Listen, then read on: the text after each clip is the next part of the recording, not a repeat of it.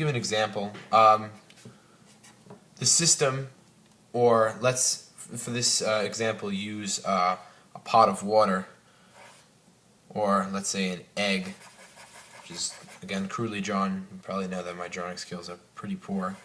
Sitting on a table, and the egg is hard-boiled, and the air around it is at room temperature, and so the egg is going to slowly cool. The system is the egg, and the surroundings is what the egg is located in.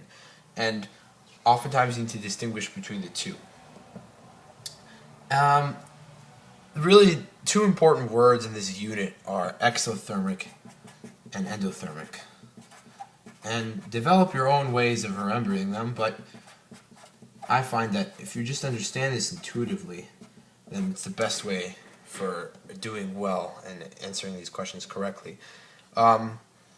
So exothermic is when energy is released by a reaction, and endothermic is when energy is required to initiate a reaction, or it absorbs energy, while exothermic, it releases energy. And two simple examples of that include a piece of wood burning is an exothermic process. Any type of substance that you burn, the oil in your house that you burn is you creating heat, and that's a desirable thing. You want to heat your home, and that's an exothermic process. While heating up an egg or using your microwave is an endothermic process. It requires energy.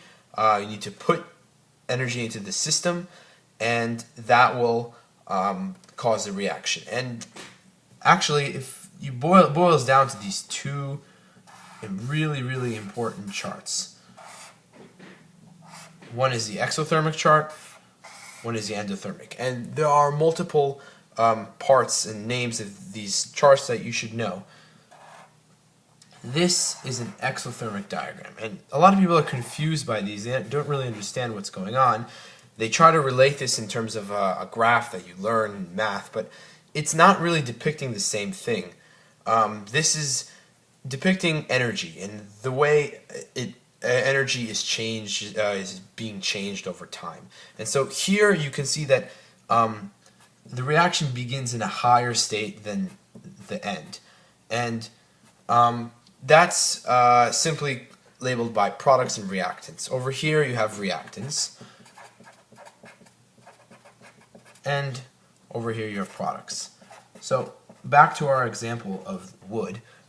You have a piece of wood, and this wood is, if you're going to put this piece of wood outside, it probably won't burn on its own. You need to put some energy into the system, and the energy in this case is the spark, or you need that initial lighting fuel, and to light, in order to light that piece of wood, you need to put a little bit of energy, and that's labeled by this little kind of like upwards curve here. So that is also known as activation energy, and you might have learned that in biology too, with enzymes and such. But in order for a reaction to occur, you need to put some kind of activation energy. Otherwise, all these reactions would occur spontaneously without any kind of protection. Or you wouldn't want all the wood in your house to burn instantly. You wouldn't have a house left. You kind of want to control that. So this is kind of nature's way of controlling reactions. So you need to put a little bit of energy into the system, but in the end, the net energy that you're going to be creating, or changing in this case, is negative, because you'll be losing energy and you'll be releasing energy into the system. On the flip side, you have an endothermic graph over here, and the products I'll label with simply a P and an R, reactants. The products are higher than the reactants. So that's the two things.